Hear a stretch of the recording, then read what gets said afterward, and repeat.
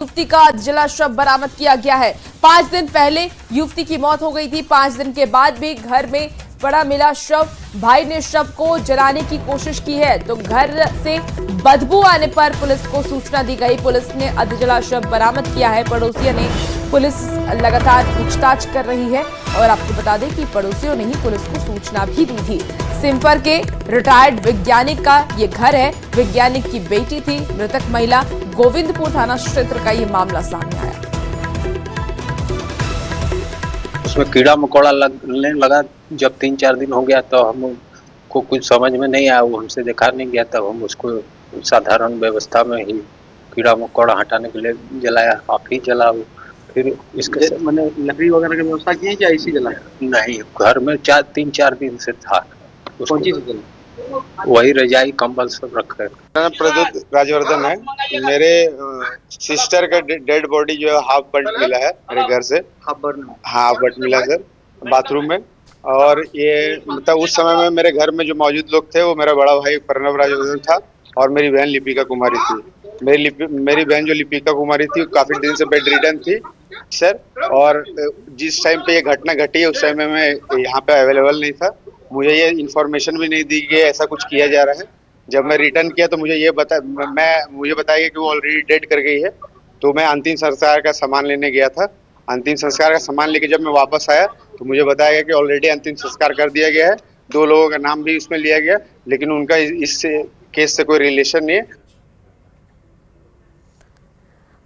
अब देखिए, इस पूरे घटनाक्रम को लेकर के तमाम सवाल भी खड़े हो रहे हैं कि आखिर 5 दिन तक घर में क्यों रखा था शव, क्योंकि 5 दिन से यह शव रखा था। शव पूरी तरीके से सड़ चुका था। क्या लोगों में खत्म हो गई है संवेदनशीलता?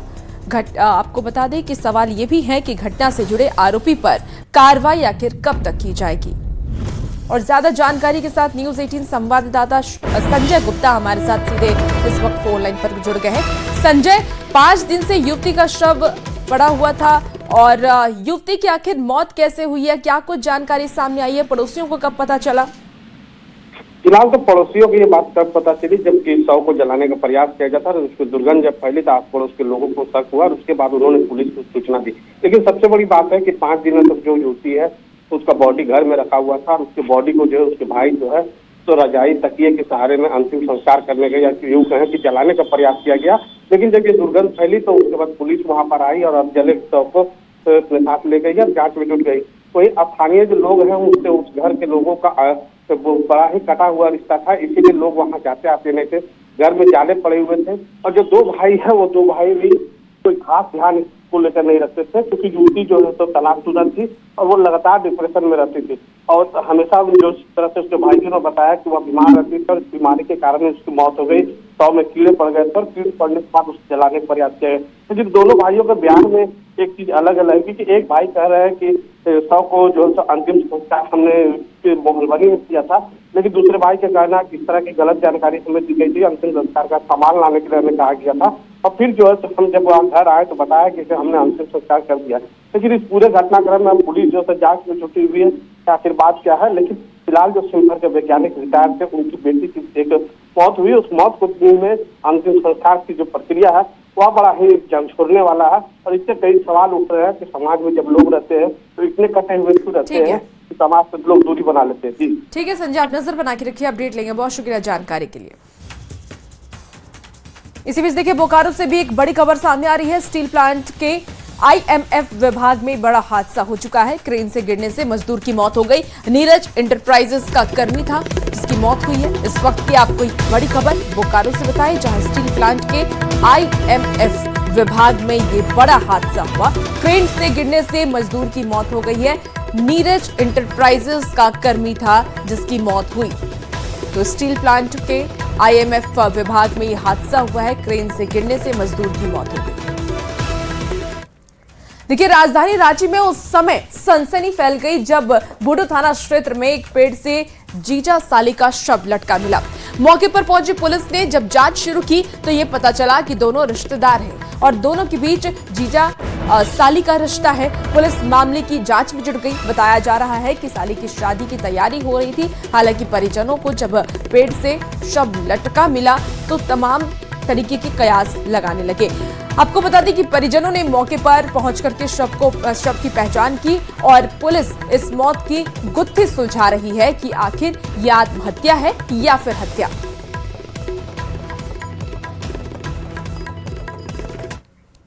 आपको खबर धनबाद से बताते हैं। धनबाद जिले के जोड़ा पोखर थाना क्षेत्र के डिगवाडी काटा घर के पास आउटसोर्सिंग डंप में एक व्यक्ति का शव मिलने से पूरे इलाके में सनसनी फैल गई। खबर फैलते ही आसपास के लोग बड़ी संख्या में मौके पर जुट गए। घटना की सूचना मिलते ही आपको बता दें कि जोड़ा पोखर थाना की पुलिस मौके पर पहुंची और शव को कब्जे में लेकर के पोस्टमार्टम के लिए भेज दिया। बताया जा रहा है कि शव के सिर पर चोट के निशान है। पुलिस मामले की छानबीन में जुटी हुई है। कैसे मारा गया जैसा हम लोग को अभी सूचना मिल रहा, बॉडी का शिनाख्त हो गया है और वो गुड्डू ही निकला और अभी तक तो यही हम लोग को जानकारी है। बॉडी पोस्टमार्टम के लिए जा रहा है, उसके बाद हम लोग आंदोलन का रूपरेखा तैयार करेंगे।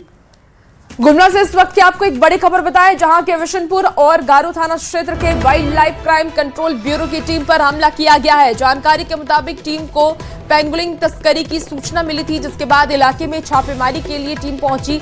टीम के साथ महुआ डार फॉरेस्ट रेंज के कर्मी भी शामिल थे। जैसे ही टीम मौके पर पहुंची, तस्करों में अफरा तफरी का माहौल हो गया और वो भागने लगे। टीम ने पीछा कर एक आरोपी को पकड़ भी लिया है, जिसके पास से एक पेंगुलिन बरामद हुआ है। लेकिन पकड़े गए आरोपी ने खुद को बचाने के लिए अचानक बच्चा चोर का शोर मचाना शुरू कर दिया, जिसके बाद ग्रामीण एकजुट हो गए और बिना जांच पड़ताल के और बिना सच जाने केंद्रीय टीम और वन कर्मियों पर पथराव किया। इस दौरान एक आरोपी महिला को भी पकड़ा गया है, लेकिन उसने वन विभाग के वाहन चालक को दांत काट करके खुद को छुड़ा लिया है और फरार हो गई। देखिए, हालात बिगड़ते देख टीम को मजबूरन अन्य आरोपियों को छोड़ना पड़ा और किसी तरह पेंगुलिन को सुरक्षित लेकर के वहां से वो निकल गए।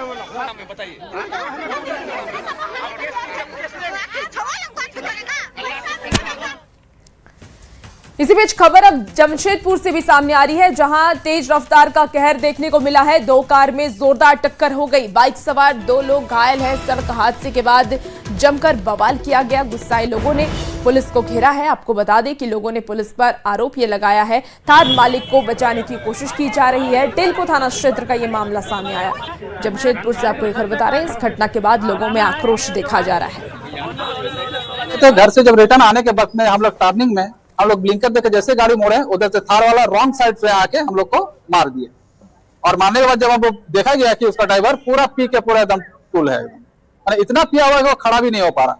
गाड़ी से जब उसको बाहर निकाला गया तो पूरा खड़ा भी नहीं हो पा, और ऊपर से गाली गलौज भी करने लगा। पहचानते नहीं, हम ये है वो है, तुम जानता नहीं हमको, ये वो करके बोल रहा है। फिर उसके बाद प्रशासन वाला आया। प्रशासन वाला किसी से कुछ पूछा नहीं कि किसको चोट लगा है कि नहीं लगा है, बस ड्राइवर को लोग अपना गाड़ी में बैठा के साइड कर दिया। पहले तो एक्सीडेंट जब हुआ उस समय हम नहीं थे, जब हम आए ड्राइवर को बैठा कर रखा था गाड़ी में।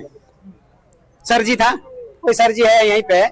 हम बोले सर जी आप इसको ड्राइवर को बैठाए हैं, जिसका एक्सीडेंट हुआ है उसको आप देखे हैं क्या पोजीशन में नहीं है? बोला नहीं देखे हैं उसको, इसको लेके जा रहे हैं, इसको मार देगा आदमी लोग। देखिए, धनबाद से इसी बीच एक और खबर सामने आ रही है, जहां तेज रफ्तार का कहर फिर से देखने को मिला है। जहां तेज रफ्तार कार ने पहले महिला को टक्कर मारी और फिर 200 मीटर तक घसीटा। हादसा इतना भयावह था कि महिला का शरीर 2 टुकड़ों में बंट गया। घटना के बाद चालक वहां कार छोड़ करके मौके से फरार हो गया। गुस्साए ग्रामीणों ने सड़क जाम कर आरोपी की गिरफ्तारी की मांग की है। घटना के बाद परिवार वालों में इस वक्त मातम का माहौल है, उनका रो रो कर बुरा हाल है।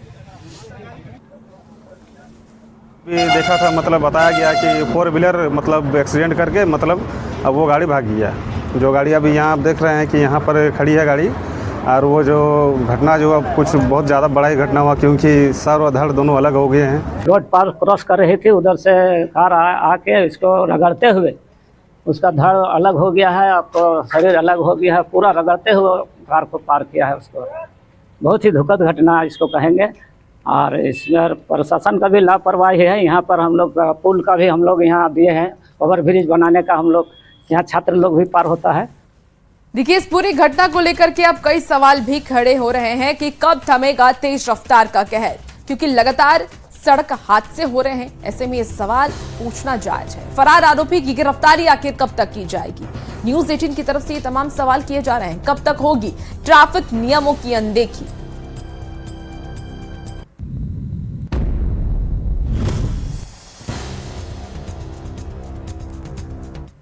जमशेदपुर से खबर सामने आ रही है, जहां पुलिस को एक बड़ी सफलता हाथ लगी है। 50 किलो गांजा जब्त किया गया। 2 तस्करों को भी गिरफ्तार किया गया है। एक कार की भी बरामदगी की गई। 25 लाख रुपए से ज्यादा कीमत बरामद किए गए हैं। बिहार में सप्लाई करने के लिए गई थी और सप्लाई करने की पूरी तैयारी थी इस कार की। उड़ीसा से जमशेदपुर लाए गए थे गांजा। तो मुख्य सरगना की गिरफ्तारी जल्द। और बहरागोरा थाना क्षेत्र का ये मामला सामने आया है इस वक्त की। आपको ये बड़ी खबर जमशेदपुर से बता रहे हैं। पुलिस को सफलता हाथ लगी है। 50 किलो गांजा जब्त किया गया। 2 तस्करों की भी गिरफ्तारी हुई है। अब पूछताछ जारी है। उसकी तलाशी ली गई तो उसमें से लगभग 50 किलो हम लोगों को गांजा जैसा दिखने वाला मादक पदार्थ बरामद हुआ है, जिसकी की अनुमानित मूल्य जो है 25 लाख रुपए है। इसमें 2 व्यक्तियों को भी हम लोगों ने अरेस्ट किया है जो कि इस गाड़ी में मौजूद थे और उनके पास से 2 एंड्रॉयड मोबाइल फोन्स हम लोगों ने सीज किए हैं। उसके अलावा लगभग 3500 रुपए कैश हम लोगों को उनके पास से बरामद हुआ है। इसी बीच देखिए चतरा से खबर सामने आ रही है, जहां वरीय पदाधिकारी की बनाई गई है फेक आईडी बना करके साइबर ठग सक्रिय हुए हैं। लोगों को निशाना बना करके ठगी की कोशिश की गई। अपर समाहर्ता के नाम पर बनाई गई फेक आईडी। तो साइबर एक्ट के तहत दर्ज किया गया एफआईआर। लोगों से सावधानी बरतने की अपील लगातार की जा रही है। प्रशासन ने सतर्कता एडवाइजरी भी जारी की है। चतरा से आपको ये इस वक्त की बड़ी खबर बताएं। और इसी बीच देखिए बिहार से इस वक्त की एक बड़ी खबर सामने आ रही है। सियासी गलियारे से बड़ी खबर, जहां बिहार में नई सरकार गठन से जुड़ी ये खबर है। कल बीजेपी विधायक दल की बैठक होने वाली है। 2 बजे होगी विधायक दल की बैठक। बीजेपी कार्यालय के अटल सभागार में ये बैठक होगी और ये बैठक काफी ज्यादा अहम मानी जा रही है। सभी विधायक और विधान पार्षद इसमें मौजूद रहेंगे। शिवराज सिंह चौहान भी इसमें शामिल होने वाले हैं। और ज्यादा जानकारी के साथ न्यूज 18 संवाददाता शैलेंद्र हमारे साथ सीधे पटना से इस वक्त लाइव जुड़ गए हैं। शैलेंद्र, एक बैठक और विधायक दल की ये बैठक कितनी अहम होने वाली है? हाँ बिल्कुल, देखिए काफी अहम बैठक है और बीजेपी ने तय कर लिया है कल 2 बजे दिन में विधायक दल की बैठक होगी और उसी बैठक में नेता का चयन होगा। शिवराज सिंह चौहान भी उसमें शामिल होंगे। सभी विधायक, विधान पार्षद और पार्टी के अन्य जो बड़े चेहरे हैं वो उस बैठक में होंगे। अभी तक इस बात की चर्चा हो रही थी कि कल विधायक दल की बैठक हो सकती है, लेकिन अब यह तय हो गया है कि कल दिन के 2 बजे बीजेपी कार्यालय के अटल सभागार में बीजेपी विधायक दल की बैठक होगी और उसी बैठक में विधायक दल का नेता भी चुना जाना है, जिसके लिए शिवराज सिंह मतलब ये समझा जाए कि इस बैठक में मुख्यमंत्री का चेहरा डिसाइड कर लिया जाएगा? बिल्कुल, इस बात की संभावना है कि कल जब विधायक दल की बैठक होगी तो उसी बैठक में जो मुख्यमंत्री का जो चेहरा कौन होगा भारतीय जनता पार्टी की तरफ से बिहार का मुख्यमंत्री का चेहरा, उस पर मुहर लगेगी। और इसी काम के लिए शिवराज सिंह चौहान को भी अधिकृत किया गया है और वो भी कल पटना आ रहे हैं। और तमाम लोग जो बीजेपी के जो बड़े चेहरे हैं कल वो उस बैठक में मौजूद होंगे और बीजेपी कार्यालय में यह बैठक 2 बजे होगी। सभी विधायकों को आज शाम ही पटना पहुंचने का निर्देश भी दे दिया गया है। जो बंगाल में है या अन्य राज्यों में है, चुनाव प्रचार में लगे हैं, सभी विधायक आज शाम तक पटना चले आएंगे और कल की बैठक में शामिल होंगे। और यह बैठक काफी महत्वपूर्ण है। इसी बैठक की इंतजार पिछले कई दिनों से की जा रही थी कि आखिर कब विधायक दल की बैठक होगी और उसके बाद संयुक्त रूप से भी बैठक होगी। पहले बीजेपी की बैठक होगी, उसके बाद संयुक्त रूप से एनडीए विधायक दल की बैठक होगी और वहां इन चीजों पर मुहर लगेगी। तो कल का दिन काफी महत्वपूर्ण है। विधायक दल, पहले बीजेपी की, फिर अलग अलग दलों का विधायक दल और उसके बाद एक साझा जो एनडीए की विधायक दल की जो बैठक होगी उस बैठक में बिल्कुल शैलेंद्र। और देखिए ये बड़ी बैठक होने वाली है जिसमें मुख्यमंत्री का चेहरा भी कहीं ना कहीं डिसाइड कर लिया जाएगा। बहुत शुक्रिया शैलेंद्र तमाम जानकारी के लिए। इस बीच एक और बड़ी खबर सामने आ रही है। जेडीयू विधायक दल की बैठक कल होने वाली है। एक अन्य मार्ग में ये बैठक होगी। जेडीयू विधायक दल की बैठक भी तय होगी। आपको बता चुके हैं कि जेडीयू का नेता निशांत कुमार को लेकर के भी इस पर चर्चा की जाएगी। ज्यादा जानकारी के साथ न्यूज 18 संवाददाता आनंद अमृतराज इस वक्त हमारे साथ जुड़ गए हैं। आनंद, कल जेडीयू विधायक दल की बैठक होने वाली है, ये बैठक कितनी अहम मानी जा रही है? देखिए निश्चित तौर पर बेहद आना है, क्योंकि कल नीतीश कुमार आखिरी कैबिनेट की बैठक करने 11 बजे जाएंगे और माना जा रहा है कैबिनेट की बैठक के बाद जब वो इस्तीफा देंगे उसके बाद एक अन्य मार्ग में पहुंचेंगे और जेडीयू विधायक दल की बैठक में शामिल होंगे और जाहिर तौर पे एक नीतीश कुमार एक संबोधन भी करेंगे जेडीयू विधायकों को और जाहिर तौर पे इस विधायक दल की बैठक में जेडीयू विधायक दल का नेता कौन चुना जाएगा ये भी फैसला होगा और साथ ही नीतीश कुमार संबोधन भी कर सकते हैं अपने विधायकों को कि आने वाले जो सरकार बनेगी उसमें जेडीयू विधायकों की भूमिका क्या होने वाली है। खासकर सबसे बड़ी बात है कि निशांत की भूमिका क्या होगी ये भी कल तय हो जाएगा कि निशांत कुमार को लेकर जेडीयू क्या कल फैसला लेती है। तो जाहिर तौर पे कल जेडीयू विधायक दल की बैठक जो एक आने मार्ग में होगी बेहद महत्वपूर्ण माना जा रहा है और माना जा रहा है कि इस बैठक के बाद तस्वीर जेडीयू की तरफ से पूरी तरीके से साफ हो जाएगी कि जेडीयू में निशांत कुमार की भूमिका क्या होने वाली है। क्या वो डिप्टी सीएम बनेंगे या फिर संगठन में रह के काम लेंगे जेडीयू के तरफ से। आनंद, क्योंकि देखिए अब नीतीश कुमार ने तो इस्तीफा दे दिया है। नीतीश कुमार के इस्तीफा के बाद अब नई सरकार का गठन होना है, मुख्यमंत्री का चयन होना है, मंत्रिमंडल में भी कई बदलाव हो सकते हैं। ऐसे में क्यों जो जेडीयू दल की विधायक दल की जो बैठक है इसमें कल सीएम नीतीश कुमार भी शामिल होंगे? देखिए जेडीयू विधायक दल की बैठक में नीतीश कुमार को शामिल होना है, जैसे कि मैंने आपको बताया कैबिनेट की बैठक खत्म हो जाएगी और कैबिनेट की बैठक के बाद सीधे एक आने मार्ग पहुंचेंगे और वो विधायक दल की बैठक में शामिल होंगे और उसके बाद फिर विधायक दल के बैठक में उनका एक भाषण होने की संभावना है, संबोधन होगा जिसमें जेडीयू विधायकों को संबोधित करेंगे और उसके बाद राजभवन जाकर इस्तीफा सौंपेंगे। चूंकि कल काफी राजनीतिक हलचल बेहद तेज रहने वाली है। न सिर्फ जेडीयू विधायक दल की बैठक है, कल बीजेपी विधायक दल की बैठक है, एनडीए के दूसरे घटक दल है उनके भी विधायक दल की बैठक है। तो तमाम एनडीए के घटक दलों की बैठक के बाद एक सर्वसम्मति से शाम के समय उम्मीद है कि वो जानकारी भी सामने आ जाएगी कि बिहार का अगला मुख्यमंत्री कौन होने वाला है, जिसकी घोषणा कल शिवराज सिंह चौहान जो पर्यवेक्षक बनाए गए हैं वो भी कल शाम 4 बजे पहुंच रहे हैं पटना में। तो जाहिर तौर से कल का दिन बेहद महत्वपूर्ण है और बिहार की सियासत के लिए कि कल बिहार का सीएम, कल के बाद बिहार का सीएम कौन होगा, जेडीयू विधायक दल का नेता कौन होगा, डिप्टी सीएम कौन होगा, निशांत कुमार की भूमिका को लेकर जो इतनी चर्चा चल रही है, निशांत कुमार की भूमिका क्या रहने वाली है, तो तमाम मुद्दों पर कल पूरी उम्मीद है कि कल बैठक के बाद तस्वीर साफ हो जाएगी। आनंद, क्योंकि निशांत कुमार अब राजनीति में एंट्री कर चुके हैं और कहीं ना कहीं अब ये भी चर्चा है कि वो डिप्टी सीएम आने वाले वक्त में हो सकते हैं, क्या इस बैठक में इस पर भी चर्चा होगी? देखिए जाहिर तौर पे निश्चित तौर पे जब जेडीयू विधायक दल की बैठक होगी और आपको याद होगा कि पिछले बार जेडीयू विधायक दल के बैठक में ही निशांत को लेकर चर्चा हुई थी, उनके राजनीति में आने को चर्चा होगी जब संजय झा और ललन सिंह जैसे बड़े नेताओं ने निशांत को राजनीति में आने का आग्रह किया था और उसके बाद निशांत राजनीति में आने का अपना हामी भरा था। तो कल की बैठक इस महीने बेहद महत्वपूर्ण हो जाएगी। जैसे ही कल बैठक होगी और बैठक में साफ हो जाएगा कि निशांत कुमार की भूमिका क्या रहने वाली है। आपको पता होगा कि जेडीयू के राष्ट्रीय कार्यकारी अध्यक्ष संजय झा उन्होंने कहा था कि निशांत कुमार को संगठन में बड़ा पद मिलेगा और सरकार में बड़ा पद मिलेगा। तो जाहिर तौर पे संगठन में बड़ा पद क्या होगा और सरकार में बड़ा पद क्या होगा। ठीक है, बिल्कुल आप नजर बना के रखिए और भी अपडेट आपसे लेंगे बहुत शुक्रिया जानकारी के लिए।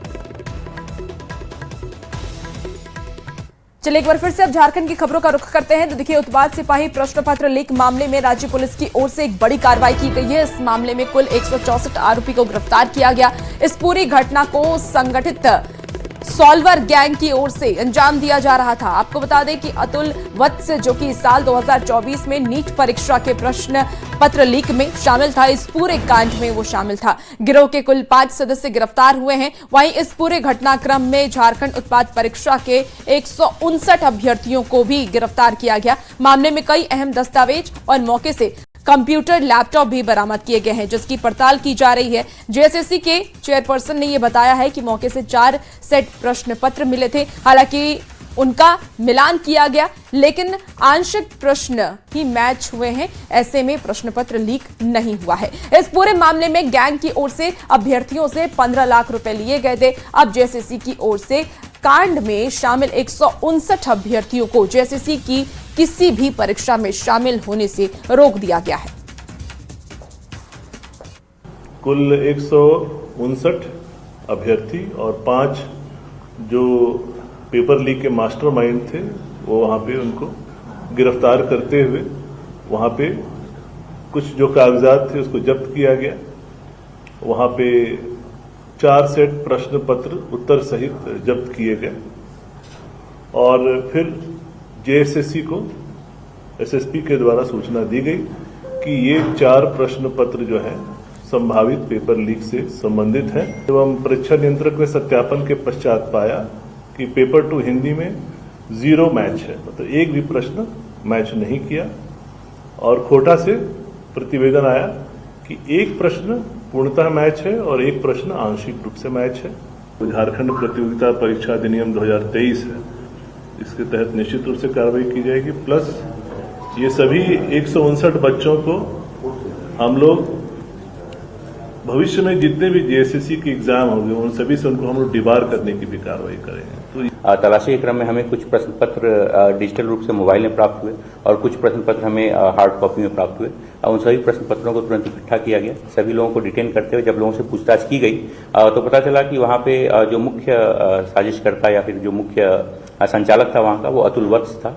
ये अतुल वत्स जब हम लोगों ने बाद में तफ्तीश की तो पता चला कि ये एक सॉल्वर गैंग नाम से जो कुख्यात एक अंतर्राज्यीय गैंग है जो कि इस तरीके से पेपर लीक और लोगों को ठगता है और इस लोगों से जो है सो पैसे जो ये करता है।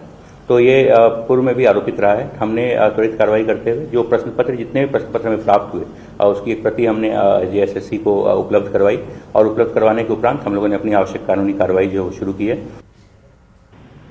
उत्पाद सिपाही परीक्षा के प्रश्न पत्र लीक मामले को लेकर रांची पुलिस ने सख्त कार्रवाई की है और खासतौर से इस पूरे मामले में 164 आरोपियों को भी गिरफ्तार किया गया है। इस पूरे मामले में 159 अभ्यर्थी भी शामिल है जो कहीं न कहीं इस परीक्षा में शामिल होने वाले थे। उन अभ्यर्थियों को भी पकड़ा गया है। मामले में सॉल्वर गैंग का नाम जो है वो सामने आया है, खासतौर से अतुल वत्स जो कि सॉल्वर गैंग का मुखिया है और इस गिरोह का सिंडिकेट का अहम पार्ट है, उसे गिरफ्तार किया गया है। ये वही अतुल वत्स है जिसने 2024 नीट परीक्षा में भी अपने सिंडिकेट की तरफ से काम किया था और प्रश्न पत्र लीक करने में वो अहम भूमिका में था। अब इस पूरे मामले में सॉल्वर गैंग का नाम सामने आया है तो कहीं न कहीं कहा जाए तो इस गैंग के तार जो हैं वो न सिर्फ राज्य बल्कि राज्य के बाहर भी जुड़ते नजर आ रहे हैं। तो अब देखना होगा कि इस पूरे मामले में किस तरह से जांच की जाती है। हालांकि जो प्रश्न पत्र मुहैया अभ्यर्थियों को कराए गए थे वो पूरी तरह से मैच नहीं कर रहे हैं। आंशिक रूप से वो प्रश्न पत्र जो हैं वो परीक्षा में पूछे गए हैं। तो कहा जा सकता है कि ये प्रश्न पत्र लीक का मामला नहीं है, लेकिन जेएसएससी की तरफ से इसे कहा गया है, इसे लेकर निर्देश भी जारी किए गए हैं कि जो भी परीक्षार्थी इस परीक्षा में शामिल होने वाले थे, जो इस सिंडिकेट के पार्ट थे, उन्हें आने वाले दिनों में जेएसएससी के किसी भी एग्जाम में शामिल होने नहीं दिया जाएगा, उन्हें डीबार किया जाएगा। कैमरामैन संजीव तिवारी के साथ ओम प्रकाश, न्यूज़ 18 रांची। देखिए, पेपर लीक मामले में सियासत भी अब तेज हो गई है। बीजेपी ने सरकार पर आरोप लगाते हुए कहा कि सरकार का सिस्टम फेल है। सरकार के कार्यकाल में पेपर लीक करने वाला गिरोह फल फूल रहा है। यहाँ 160 अभ्यर्थी पकड़े जा रहे हैं, किंगपिन पकड़ा जा रहा है और वहाँ सरकार डिफेंसिव हो गई और कह रही है कि कुछ ही क्वेश्चन पेपर मिलते हैं साहब। ये बड़े पैमाने पर पेपर लीक थी। इन्होंने 2 ही सेट के बारे में विवरण दिया, तीसरा सेट के बारे में चुप क्यों है?